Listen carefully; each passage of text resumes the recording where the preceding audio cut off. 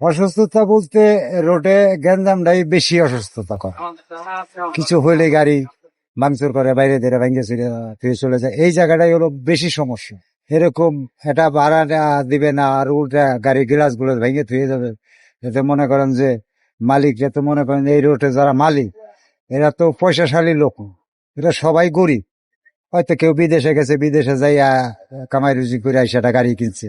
এই গাড়িটা যদি গ্লাস গুলো ভেঙে দেয়, একখান গ্লাসের দাম 700-800 টাকা, 10খান গ্লাস ভেঙে দিলে পারে কত টাকা? মালিক যা সারাদিন গাড়ি চলে পায়ে মোটে 2000 টাকা, 2000 টাকা যদি 10,000 টাকা ক্ষতি করে ফেলা, তাহলে মালিকরে তো স্বস্তিতে না।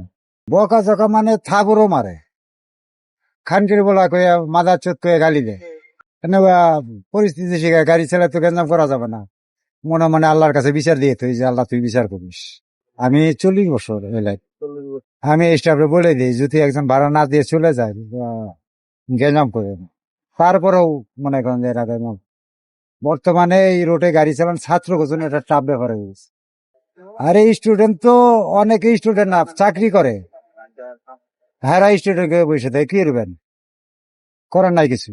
একদিনকে আমার এই সিটে একটা মহিলা, হ্যাঁ কাছে কাগজপত্র আইডি ভিজায় নামছে, এই মহিলা ধরে বসছিল। এরকম দুইটা মহিলা আমার গাড়িতে উঠলে তাহলে একটু শান্তি পাইতাম। ওই মহিলা তাহলে আপনি চাকরি করেন, আপনি স্টুডেন্ট করলেন কেন, আপনার কাগজপত্র, আপনাকে জন্য অন্য অন্য লোকের সমস্যা। এরা সবাই তো আর এক না, কিছু কিছু লোক আছে ওরা। তা ভার্সিটির পোলাপান গুলি এরম করে না, ভার্সিটির পোলাপান গুলি ভাড়া দিলে ওইগুলা বেশিরভাগ কলেজের পোলাপান গুলি, কলেজের পোলা। আমি একদিনকে গাড়ি চালাতে 3-4 বছর আগে আমার কন্ট্রাক্টরে ওই সুপারভাইজার উঠছে পার, কইছে যে ওই ছাত্র দেখেই কইছে যে স্টুডেন্ট আছে 4 জন। হে আর ওই বুঝাইছে, "এই আমরা কি বলছি আমরা স্টুডেন্ট, 1 টাকা ভাড়া কম দেবো না, আমরা ফুল ভাড়া দিই।" তাহলে ভার্সিটি বলে আমার কিছু আসছে।